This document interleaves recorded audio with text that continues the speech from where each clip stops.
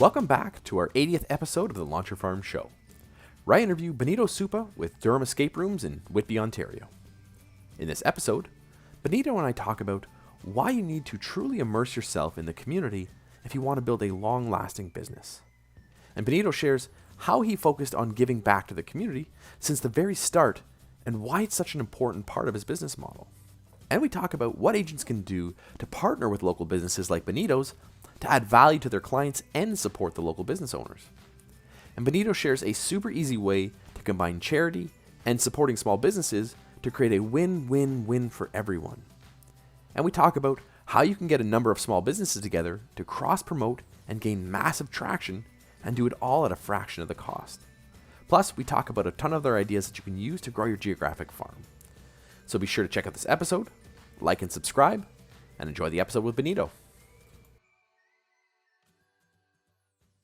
Welcome back to another episode of the Launcher Farm Show. I'm your host, Ryan Smith, and today we've got a great guest, a very special guest. It's Benito Suppa from Durham Escape Rooms. I brought Benito on for a special reason, so I'm going to dive into that in a second. But Benito, take a second, tell us a bit about yourself and why you're here. Hey, Ryan, thanks for having me on. So as Ryan said, I'm Benito Suppa. I'm the owner of Durham Escape Rooms in Whitby, Ontario. Ryan and I have been networking for about 7 or 8 years now since I moved to Durham region. I've had a couple businesses. I was the first food truck owner in Durham region, and then I was the first escape room owner in Durham region. So for me, I like to be a trailblazer. Yes. I like to rock the boat, and I like to do different things that make people stop and go, oh, I should have thought of that idea first. So that's awesome. Yeah. So I wanted to have you on because normally we typically have real estate agents and people that kind of service the real estate industry, but I wanted to bring you on because it's important, I think, as any of my followers know, that focusing on small businesses and local business is really a key thing that really agents should be spending their time and energy on for a multitude of reasons. One of them is we should be supporting the community that supports us. And I wanted to have you on because you are a big proponent in giving back to the local community. You're a big believer in connecting with other small businesses and helping other small businesses. And I want to dive into some of the strategies you've done, how agents can work with small businesses like yourself, whether there's an escape room or something cool or fun in the area, and how we can really all work together, because especially coming out of COVID, after the last couple of years, things have been really hit hard, specifically the small businesses who have had to adapt and had to change and had to grow and need ways to kind of reestablish themselves and get out there. And that's kind of why I wanted to have you on. So let's talk about, before we jump into that, how you got into what you're doing and that kind of beginning phase for you and how you've evolved into where you're at now. Yeah. So, I mean, the escape room, so the food truck was operating and it was doing relatively well. The problem with it was it couldn't generate the revenue that I wanted it to generate post-Christmas to April. So there were 4 months of the year that there was literally no revenue coming in other than deposits for weddings the following year.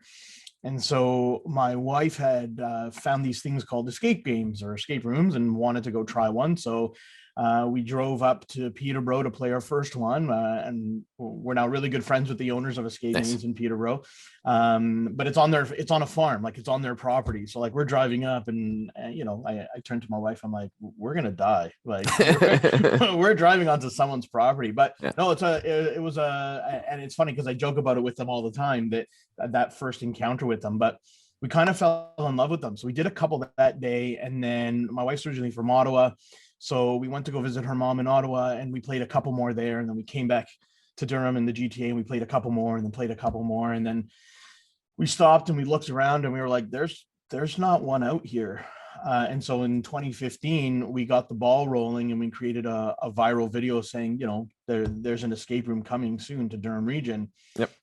And we literally laid the groundwork 6 months before we opened to have this big push so that as soon as we opened our doors, we were busy right off the snuff. Nice. So that's how we got started. The industry in Durham region blew up to 6 escape game facilities right after we opened.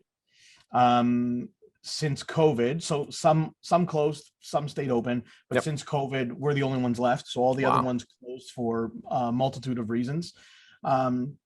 whether it was lack of supports or whatever the case was. So we're the only ones left in Durham region.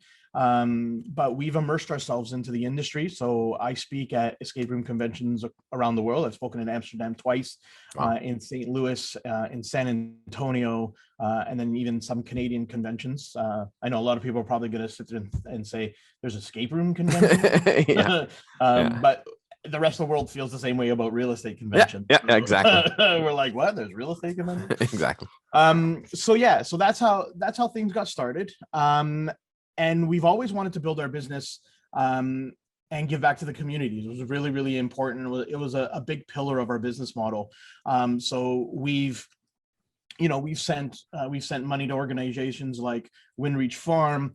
We support students in DDSB. So instead of just giving gift passes to schools when they need a fun fair or whatever, we actually go into the schools and teach classes on how to build game design and how to build an escape room. And then we help the classroom build an escape room either in their auditorium or their library so that they can hold fundraisers amongst the students to generate money for their causes that they're doing. And we found that generated more value for the schools than here's a $20 gift certificate, right?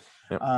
So we do that. We've sponsored 30 soccer teams in the last 7 years. Wow. So we've done all kinds. Right now we're participating in the food drive in Whitby because the food bank here is pretty bare. So we're offering a reduction in cost if people are bringing in non-perishable food items so that we can support the food bank. So it's always been a really big pillar of ours to work with other businesses, to work with not-for-profits and charities, because without the people, we are nothing. So if people aren't walking in the door here, we're not generating revenue. So we need to support the community so the community knows that we're in their corner, and then they in turn, they're in our corner, right? Exactly. And I think that's a testament to why you're still there. Like you said, there's people have come and go and have not stayed around. And a lot of people get into businesses and think, well, I'll just do what I'm good at and I'm going to make a bunch of money. And the reality is you have to adapt, you have to evolve, you have to give back, you have to embrace the community and embrace those local businesses, because that's going to help, like you said, keep you in the corner of the community and keep you top of mind and build those relationships. So I want us to go back when you were getting started. What were you doing to do that community outreach at the very beginning? Because for a lot of people, they have a business they're starting, especially in real estate or any type of small business, and they just focus on the launch part. What did you do at those initial stages to say, hey, we need to kind of get out there and get the community involved? Yeah, so at the beginning of the escape room, that was when my food truck world and the escape room world were kind of colliding. Right. And every time I say that, I always think of the Seinfeld episode, "Worlds are colliding." But the community outreach stuff, because of the stuff I was doing with the food truck industry, people already knew the stuff that I was doing. So we just kind of migrated the stuff that we were doing with the food truck into the escape room. So there were a few years, and I think you participated in some of them, Ryan. There were a few years that for the Salvation Army, we raised money to purchase, 300 or 350 turkeys for Christmas time. So while the Salvation Army was building these hampers for the people who were part of the food bank, they were then including gift certificates from like Loblaws or No Frills or wherever they were getting those bonuses from. And they were including those in the hampers for the people getting them to go out and buy their meal. So we said, and there was a group of us, but we said, why don't we raise the money to provide the turkeys so that they can use the gift certificates in the hampers for other things, either whether it's to round out the meal or whether it's to buy groceries in another week. Like why should they have to rely on this hamper and this gift certificate to buy the staple of the meal? If we can just do a little bit extra and provide the staple of the meal, then they can, then the hamper goes a lot further. So we continue that in year one here. And Durham Escape Room, even though I was the organizer of it and I was, kind of the brainchild behind it, there was other real estate firms out here that were doing something similar. They were raising money to do full-on meals. So there was one year we kind of colluded and worked together, which was really, really neat. And then the escape room just made a sizable donation to that first year. Also in the first year, we partnered with a couple restaurants to kind of get the word out. So at the time in our first year, we did the program was called App in a Trap. So we partnered with Matt Cardwell from the Royal Oak. If anyone from out here will know the Royal Oak. Yep. If you're from Ottawa, you'll know the 13 locations out there. But we partnered with Maddie, and we did an app and a trap. So it was a one cost, and you purchased an appetizer there, and you got, a gift certificate for us. And so those were the two things we did. Mind you, this is 7 years ago, so I'm sure there was more, but those are the two things off the snuff that really stick out as the initial things that we did. Yeah. And I think, again, you've adapted and you've evolved, and I'm sure there's things that you did that may have worked amazing at the beginning that may have lost momentum, or things that you didn't have as much traction, but over the time has built up for it. What did you kind of evolve into next to bring in that community? Because I know that, again, that is a big part of what you're doing. How did you say, okay, hey, let's do more, or let's focus on what's working, what's not working? Yeah, so as the coffer started filling, because the business was doing relatively well, then that's when we started amping up stuff, and we started sponsoring all the sports teams and doing all kinds of stuff. But we'll always, anytime we do a special event, we'll donate a portion to some sort of not-for-profit or charity. Most of the time it deals with supporting organizations that deal with children. So, Children's Aid Foundation, Make-A-Wish. Just looking across the lobby right now, we have a candy machine in our lobby that a portion of the proceeds goes to the Make-A-Wish Foundation, right? So I take $0 from that vending machine. Yeah. The gentleman who comes in and fills it up, half the proceeds go to him and half the proceeds go to Make-A-Wish. So Wow. For us, we've always tried to do as much as possible. So we did an event last summer. It was called Agent 22. Where a portion of the proceeds, went to a not-for-profit. We did an event the summer before that called the Brooklyn Document, which was, both of these were outdoor events. So there were special events where people are running around town like the Amazing Race. And then a portion of the proceeds of that went to the Optimist Club of Brooklyn. And the Optimist Club was kind enough to participate with that in terms of like volunteers and getting the word out to people of Brooklyn. We're always participating in Denise Laframboise and Nicolee Evans' Show Us Your Sparkle, their Christmas event, where the winner of the Christmas light contest gets to give $1,000 to a charity of their choice. So we always sponsor that and put money into that. And for those of you who don't know, they run a mortgage brokerage, so it kind of ties in. I tend to kind of navigate towards working with high volume places, whether it's restaurants or realtors or mortgage brokers, because we need to get, not only do those verticals have a vast database of clientele that they can get the information out to, but it just works. And those three verticals alone, so entertainment and restaurants and real estate, however you slice it, they're always looking for ways to give back to the community. So it's really important for us to always work together. So that's where things have evolved. But then we started doing all kinds of different promotions that didn't have to do with not-for-profits specifically, but to give back to individual families or individuals in the community, right? So then we just branched off. So now we have a two-pronged approach. How can we give to community organizations, but how can we give back to families in need, right? So now we do a two-pronged approach to it. That's awesome. And I think you hit one of the things that I talk about all the time, is that one-to-many approach for any real small business has an opportunity to help make an impact when they can get in front of larger audiences and expand. And that's why I think working with other businesses is so important, because you have an audience, I have an audience. There may be some overlap, but there may generally isn't an overlap. If we can both work together, work on some organization or some group or some fundraiser, some thing that we can now expand your reach to my audience and expand my reach to your audience, you can reach a lot more people a lot more quicker. You can have a bigger impact in the community. You can help both people. And I call it selflessly selfish, where we are selflessly giving back, but there's a selfish element in that we do want to promote ourselves and we want to get out there and connect with people too. And it's a win for everybody. Yeah, let's be realistic. People don't get into business to not make money. People get into business to make revenue. And so if there's a philanthropic element to it that's going to generate revenue for you and at the same time allow you to give back more, and all the good feels are out there, then everybody wins, right? Exactly. So we've had a couple events that we've done where we haven't generated the revenue we've wanted to, but we've still given what was promised to the community organization, because it's really important to stick to your word, right? Yes. Exactly. So there's times where the donation amount was sizable and worked really, really well, and they were happy with it, and it was a loss leader for us. Yeah. But it ends up coming back to you, right? So Exactly. the more good you put out, the more good that comes back. And that's a perfect segue into the question I was going to ask next: is how do you track that amount of effort, amount of time, amount of money and resources to return business? Like, because I find a lot of businesses, specifically agents, but a lot of small businesses have a hard time balancing between giving, being involved, and then trying to track that to actual tangible business. What do you do to track that? Well, there's lots of different things. So, I mean, I don't need to tell the real estate world about tracking clientele and tracking online leads. I mean, you guys have entire courses around it, and you have like your own websites or like shadow websites that specifically track, unique visitors and leads and stuff. So there's no secret there. Yep. So we have software as well where we track the people, how they've heard about us, or if they've participated in events, and it keeps track of the people who are participating in the events, and then if they're coming back. So we have our own CRM, Nice. which is specific to the ticket-based system, or so, concerts use it.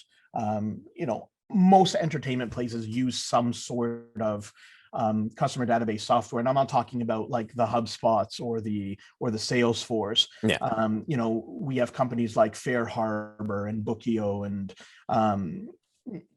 Peak Pro. These are all companies that specifically have databasing and booking ticket processes for the entertainment industry, but it doubles as a CRM, so I don't have to pay for both. I just pay for one. Yeah, it's pretty good. So that's how we track, but also we have other tracking mechanisms in our marketing. So, along with the Google Analytics and the pay-per-clicks and the Google AdWords and all that stuff, Yep. There's other tracking mechanisms that we use for print campaigns, which are probably not dissimilar to the stuff that happens in the real estate world. So you use tracking phone numbers. So when people call a specific phone number, that this specific program is working, and so on and so forth. So, this, your audience won't, but I came from a digital marketing background. So a lot of the stuff that I do is very, very similar to a lot of the stuff that your vertical does. Yeah, that's why I wanted to bring that up, because I think it's important to understand that small businesses speak the same language, whether we know it or not. And sometimes we live in our own little world. We live in that we think we're so unique in our own business, but there's a lot of overlap. And from a marketing standpoint, there's a lot of things we can do to work together. There's a lot of strategies and technologies that we can both utilize together. And whether that is online ads, whether that's social media, whether that's tracking, all these different things that we can tie together, but we have to be willing to put ourselves out there and connect with these local businesses and create that conversation, create that goodwill, and create those relationships to see those opportunities. And I know that's a big part of what you do. So how do you choose then, and how do you find the people to work with? Because for a lot of people, they're terrified to step out there, or they don't trust everybody. How do you say, hey, these are the people we want to work with, and this is how we want to do it? So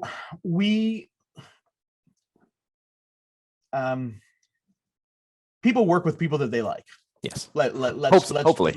Let's just call a spade a spade. Yeah. If the personalities clash, typically you're not going to find a symbiotic relationship. Yep. So the partners, the community partners that we get together with are people that we have like interests in mind, and we just get along on a general basis, and that's how we choose.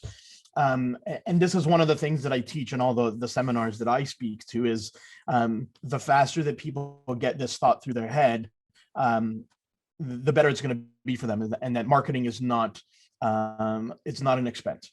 And I know this. Yep. Marketing is an investment, and the faster you start thinking about that, the better it will be. So anytime we come across a business or a community partner that is a little bit hesitant dealing with an escape game facility, is we say to them is like, look, we have the background and the knowledge doing these things. We have done it with this company and this company and this not-for-profit, and we have to treat them like an interior customer, right? Yep. Just some people may not know the difference between exterior and interior customers, but we have to treat them like an interior customer and just be like, look, you need to invest properly in your marketing, because that's how you're going to get your ROI. And the minute you start, especially for a smaller business, the minute you start thinking that, how am I going to make my money back? Any marketing is good marketing. Yeah. As long as you're not blowing the ship up, as long as it as long as it stays in line with your mission statement and your corporate profile and your company presence, your marketing is going to work for you. So we make fun of ourselves in almost all of our marketing. And it was something that we started doing from the beginning. So I'll never forget this one instance where my phone was on in my pocket, like the screen wasn't locked. And I was just perusing Twitter. And then I ended up tweeting a whole bunch of random characters because like my keys were hitting the phone in my pocket. And so like the tweet came out and it was like a whole bunch of J's and K's and L's. Yeah.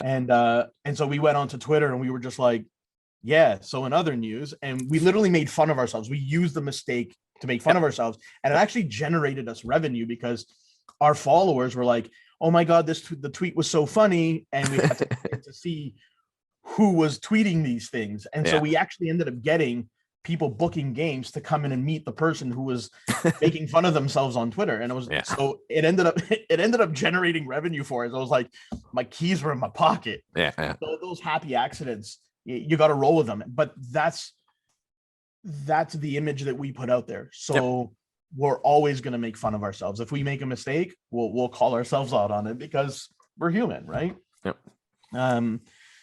But yeah, so dealing with smaller companies and dealing with the partnerships, you just have to show them the proof and you have to show them that it's going to work. So, and the modern business owner is a lot more savvy today, especially new getting into the market, because there's a lot more resources for them that wasn't there before. So just showing them how many visitors you get to your website or to your program isn't enough. They want to see conversions and they want to see dollars. They want to see what it actually turned into. So it's really important to have those metrics. Before COVID, we had approached the town of Whitby to rent out one of their facilities to do a haunted house. So one of the things we like to do around Halloween is make a haunted house / escape game. And so we approached the town of Whitby. There was a building that wasn't being used. It was slated for demolition. And I walked into the town. I had a meeting with the mayor and I'm like, here's our analytics. Like, here's everything. 30% of our clientele comes from outside of Durham region. So 1/3 of my business and these figures are tourists. So let's use these figures and bump that number up and have more people coming from outside of Durham region and spending money in the region at restaurants and hotels and whatever. So it's always about coming in armed and prepared. So 100%. Just saying the number of visitors you have isn't enough. Translated into dollars, right? So, and the great thing about analytics, especially like even with Facebook analytics, is you can see age demographics, right? So a lot of people think that our number one age demographic is 18 to 24-year-olds. It's not. It's moms. Moms are our biggest demographic, especially with Brooklyn, Ontario being just north of us.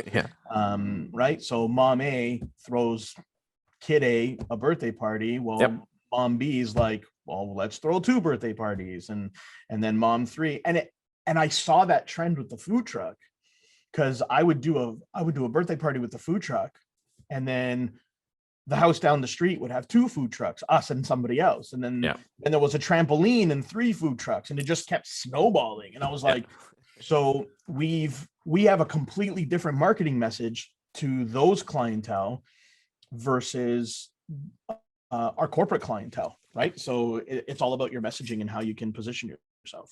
Yeah, and that's something I tell agents all the time, is that if you're going to partner with any businesses, you have to come in with a game plan and a solid game plan. And don't just, I mean, some people walk in and say, hey, let's build some relationships, let's network, and that's fine. But if you really want to,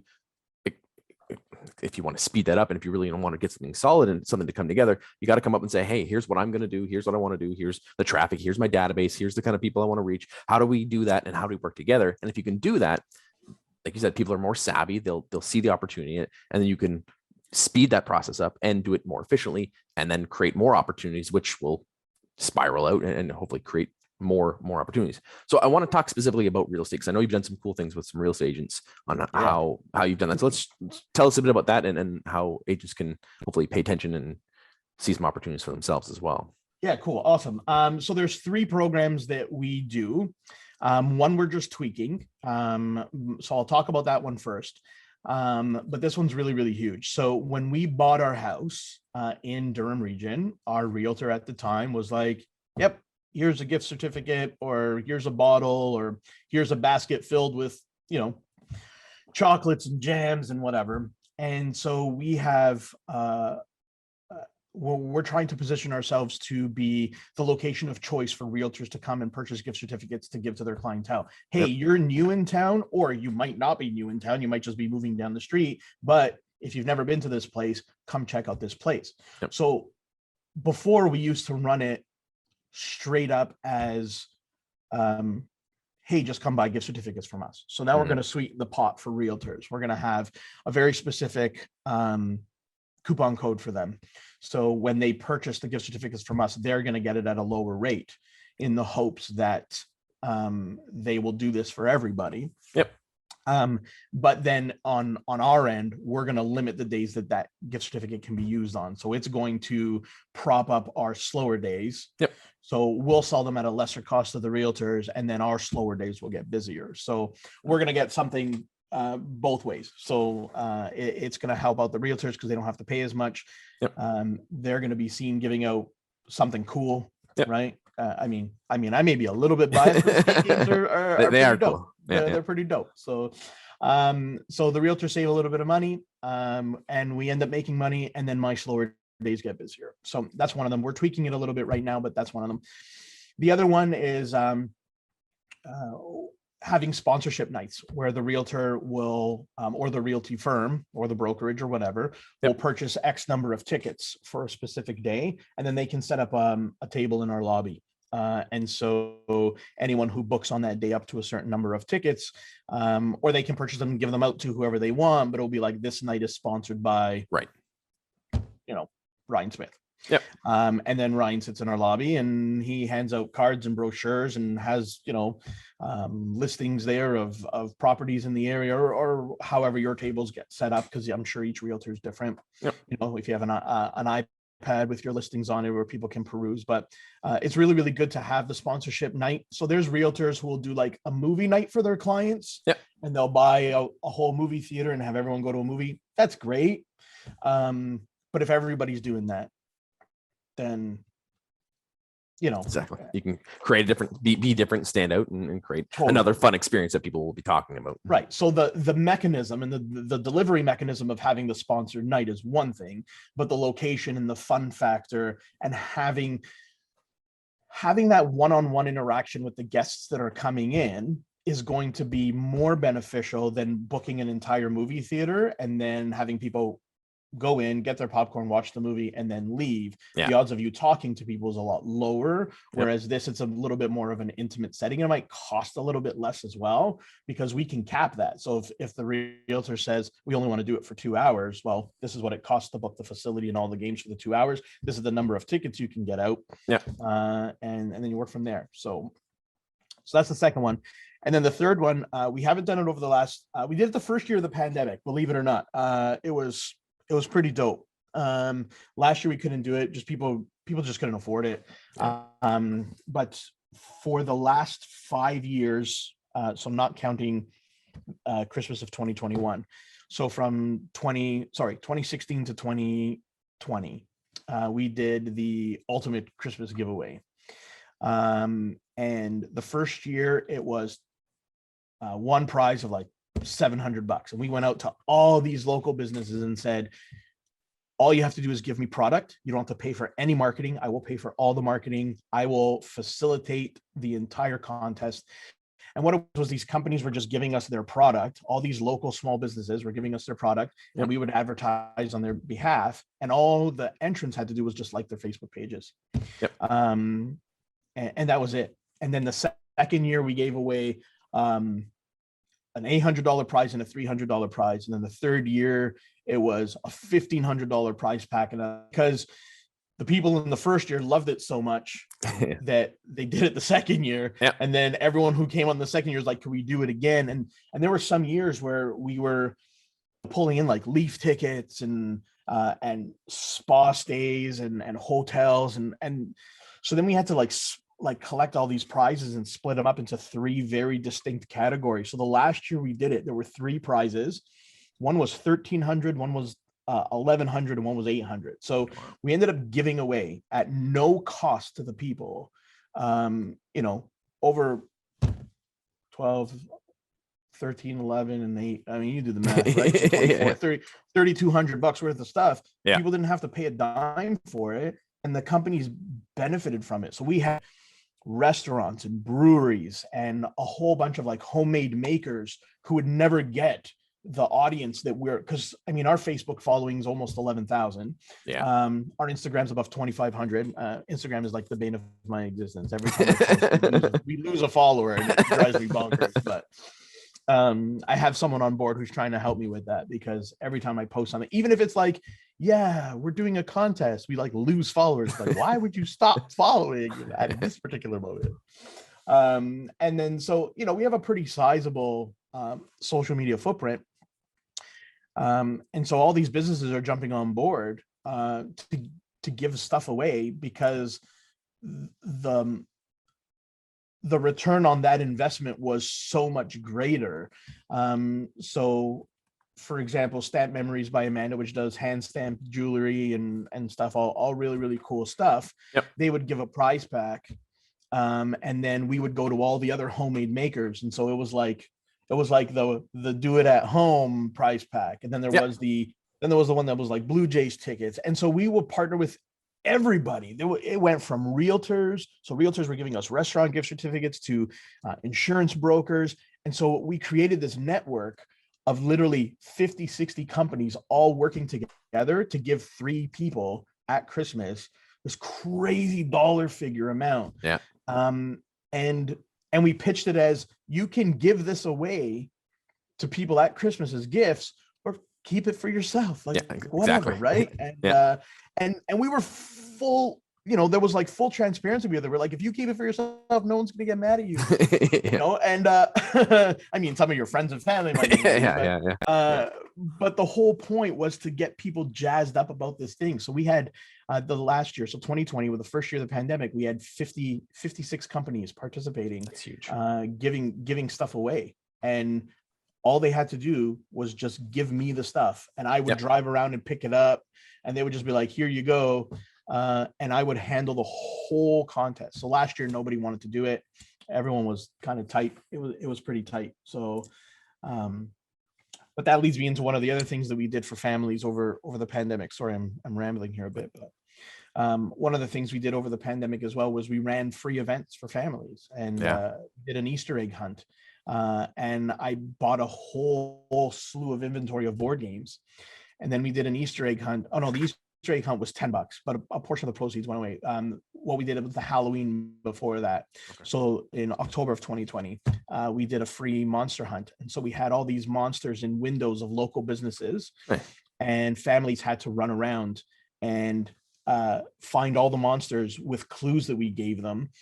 So they were running around town looking for these monsters in windows, and then they had to take pictures of all the monsters and then submit the 8 pictures of the 8 monsters to us, and everyone who submitted all 8 pictures got put into a draw for stuff. So we not only did we run a free event and we ate all the cost and all the marketing, but we incorporated 8 businesses that were struggling during the pandemic. And so they got hundreds of eyeballs on their businesses. And then the families that won got put into a draw for prizes. Like, so they didn't have to pay a dime. So that was the free one. And then the Easter egg hunt, we charged $10 a family, which wasn't a lot, but there was 5 different time slots, 30 teams per time slot, and 5 prizes per time slot. So a lot of families going to a lot of different parts of Brooklyn and Whitby trying to find these hidden golden eggs. And the first 5 teams that came back with keys to the lockbox ended up winning prizes, right? That's so it's awesome. And I think a big part of, should be a big takeaway from that, is that not only are you, like I said, helping those businesses, you're increasing the eyeballs, but those businesses will also promote it themselves. They're not just going to give a prize and they're not going to go, okay, bring me some eyeballs. They're going to share it too. They're going to say, hey, I'm participating in this. It's goodwill for them. They want to know that. So now again, you're expanding your reach. So it's not just your 10,000 followers, it's their audience and everyone else's audiences. And if you do that, it's now collectively you're reaching more people, having a bigger impact, and it's a win for everybody, because the consumers are happy, you guys are happy as businesses, they're getting that promotion. And the nice thing is you spearheaded it. For a lot of people, they struggle with that initial starting of that thing. Like a lot of agents or just business as a whole don't have the the talent or the desire to start something from scratch. So partnering with someone like yourself that's doing something like that, you can just say, hey, here's my part. I'll donate. I'll do what I can, and they can let it run. But if you are willing to do the work yourself, like you did, I'm sure you got a good return on it. Yeah. So I mean, just having people come in, the week before Christmas to pick up a $1,300 prize pack or whatever, like, then they went home and told everyone in their network, right? And then all those businesses then shared it, right? So the Christmas, the ultimate Christmas contest one was one that they all shared, which was really, really huge. The secret location one for the monsters and the eggs, that they couldn't share it because then people would know right involved, but they shared it afterwards, and they shared pictures of them. Like they would take pictures of the people participating and then share it. So after the fact, it generated some more traction that we wouldn't have generated because we were done at that point. So our level of involvement was done once, so at the end of the event, we posted the winners, we posted a couple pictures, but then the businesses would be like, look at what we did this weekend. Right. So so it was good. So going forward, where do you see things heading as far as community involvement for you? And now that kind of things are not back to normal, but getting a little more somewhat resembling normal. So the first thing on the docket is to try and get out of this. So like I said earlier, a bunch of the escape game facilities in Durham closed, and we hung on. So we've got to kind of rebuild things before we jump right in. So right now we're participating in the food drive, and we're giving a portion of each ticket cost back to the people as long as they're bringing in food. So we're discounting our rate as long as they're bringing in non-perishables for the food bank. We're probably going to do some other outdoor event this year and partner with another not-for-profit. I think, though, for this year, that might have to be the extent of it, just based on the landscape, right? And just based on what we've had to deal with for the last couple of years. But there's plans. Like right now, the money that we're going to be spending in marketing for this year has to be on building a new game. So in 2020, we had plans and money to build 3 games, and that's all gone. So as we're slowly building that up, and making sure that there's money for the, that government loan that has to be paid back by 2023. Like we're juggling a lot of balls in the air. So as much as we have a lot of great ideas that have generated a lot of goodwill and revenue for us, we did not come out of COVID unscathed. So we have to be a little bit more mindful and a little bit smarter with the decisions that we're making, which I think we're going to be okay. I don't know into 2023 what our programs are going to be yet. We're still reeling from 2020 and 2021. So 2022 we'll probably do a couple. So we'll probably participate in the Show Us Your Sparkle again, because we do every year. I think it's really important to support Denise and Nicolene and their program that they're doing. And there's probably going to be another event that we're going to be doing probably at some point in the summer. It's just a question of who the partners are going to be. Right. And then into 2023, if everything goes according to plan and we're still around, and we're not another casualty of the small businesses of COVID, we'll probably have a few more, but don't think that there's not ideas. I just don't share my future ideas too often, because if I do, then they won't be my ideas anymore. They'll be somebody else's. Well, again, you're back in that rebuilding phase. And again, a lot of small businesses are in that phase. They're refilling their coffers because of the last couple of years. And again, if agents can see that and create an opportunities for other small businesses to help them do that and create those wins, it's going to be a win for everybody, and help each other all kind of rebuild and re-navigate this world we're coming back into, and hopefully we all make it through. So if you were to give advice for agents really with working with small businesses, what advice would you give for them to kind of create those relationships and add value?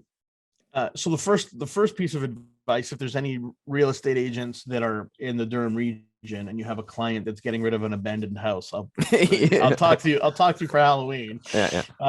Because we're always looking for abandoned old houses, stuff that's not going to be too dilapidated that will fall down. But if I if I could give any advice, it would be just, it's not going to be a home run every time. And the faster you understand that, there are good investments and there are bad investments. But if you're always going with something that works, find 2 or 3 things that work and cycle through them. So don't always do the same thing. So if you find that a program's working with a restaurateur or a mortgage broker company, don't just keep doing the same thing and only doing that. So if you want to do it every year because you like the consistency of it and people are expecting it, then you have to add other things to the mix. So keep the portfolio fresh, keep the ideas running. So that would be the first piece of advice. And then the other piece of advice would be like, just don't give up. Understand that, I mean, there are a lot of people buying houses and I don't have to tell you, the market is kind of crazy and stuff. But it's the people that aren't buying the houses that are the ones that need the most help. So if you can find a way to focus on the community's most vulnerable and the community's most needy, that is where you should focus your attention, because then that will put a much more positive spotlight than only supporting the people that are purchasing from you or selling with you. Because those people's situations could change tomorrow, and you'll never forget the act of charity or the act of kindness. So just don't only focus on the people buying and selling with you, but focus on the community as a whole, and you'll reap the rewards. I wholeheartedly, it's good advice, because a lot of people, like you said, they focus on that who's paying the bills, and you got to focus on who needs the help in the community. And that's part of why I teach geographic farming. This is what I teach, is to really look at the community as a whole and say, what can I do to make an impact, and how can I give back, and how can I create value for everyone here and create a better place to live. And by doing that and focusing your attention on multiple things, you're going to reap the rewards and be able to grow. So and just because person A may not be ready to buy a house today, that doesn't mean that they don't have a family member or a friend or a cousin whom someone who's at arm's length from you that you would never have met. So you positioning yourself to help the entire community, eventually that world of mouth, it's not even word of mouth anymore, that world of mouth is going to become so exponentially bigger for you, because you're reaching people that you never would have reached before, or that potentially you would have discounted because they're not immediately in your buyers or sellers list, right? Focusing outside of your list is, although it may not make you your percentages now, it will pay itself off in the future for sure. 100%. That's awesome advice. And we always wrap up with a best book. So what's one book you'd recommend that's had an impact on your life, or you think would have an impact on our viewers' life? I've had 2. So from a business perspective, Who Moved My Cheese? Great book, very small, great, easy to read. Easy read, but good. It teaches people to deal with change in ways that you never would have thought of. And then on a personal level, and I'm sorry, Robert Salvatore, I'm not going to name my favorite author's books, but that's because it's fantasy and like dragons and magic. But on a personal level, the Celestine Prophecy, phenomenal read, also a very easy read. The 10th Insight, not so much. The sequel to it was a little bit more of a challenging read, but if you can read both of those books, I think there will be a little bit of an eye-opener for some people. Awesome. We'll put that in the show notes so for our viewers can check that out. And how can people check out what you're up to, find out more about what you're doing, and find out more about your business? So anyone can book a game at www.durhamescaperooms.com. If you want to follow us on social, so on Facebook, we're just Durham Escape Rooms. On Instagram, we're at Durham Escape Rooms. On Twitter, we're at Durham Escape.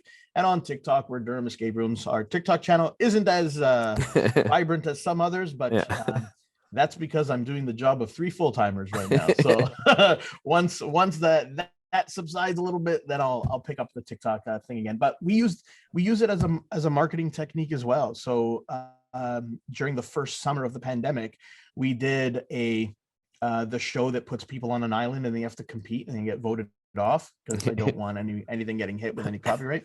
Yeah. But we did like a hidden idol game across Nice. all of Durham region, and we hid a gift certificate, and then went on to TikTok and videotaped a 360 view of where that location was. And then we had literal teams of people running out at like 2:00 in the morning trying to find these hidden idols that contained gift certificates that they could redeem once we reopened. And so we did some of the they were all found, but we did one at Pickering City Hall. We did one at Archibald's Winery in Bowmanville, right? So Love Sandy, them. yeah, Sandy's phenomenal. Awesome. And so I literally walked in and I'm like, Sandy, I want to bring people to your front door, and it's not going to cost you a dime. And all I want to do is hide this little package by that tree over there. And she was like, no problem. Yeah. You know, we did one under the bridge in Ajax on Church Street there because there's that pull off. We did one by the cemetery in Whitby, on the border of Whitby and Oshawa. And then the Oshawa one we did was in that pavilion there downtown. And it's got the stone, I forget what it's called. Yep. But it's got like the stone pavilion. So we hid stuff there. And then we literally just stood there and did a 360 view. We may have used the music from the TV show, you know, that people get voted off the island on. Yeah. But yeah, so come up with unique ideas and use the mediums that are there to generate interest in your business. And the more different you can be from other realtors, the better you'll be. And I also consult, so all the realtors can pay me for ideas. Awesome. You've got a lot of them and you're good at them. So yeah, and that's why I think it's so important to work with small businesses, because you can share different ideas. You may have kind of one idea and someone else may bring over here, and collectively you can come up with something awesome. And even if you get an even bigger group, you can come up with some fun ideas and be able to pull it off. So I know you pulled off some awesome things. I know that you've done some amazing things for the community, and I really hope your business does really well this year and continues on, because it's awesome to see a community leader give back, and we should be supporting those people as much as we can. So thank you for being on the show. I know our agents are going to get a lot out of this, and if they have any questions, I'll put all of your contact information in the show notes so they can check out what you're up to. Awesome. Thanks, Ryan. It's always great seeing you and doing stuff with you. So Awesome. Thanks for inviting me on the show, and your house looks nice. Oh, thank you. Thanks for checking out today's episode. If you'd like more videos like this, be sure to like and subscribe to our YouTube channel. Check out our Facebook page and our other social media channels. Looking forward to bringing you more great content like this, and happy farming.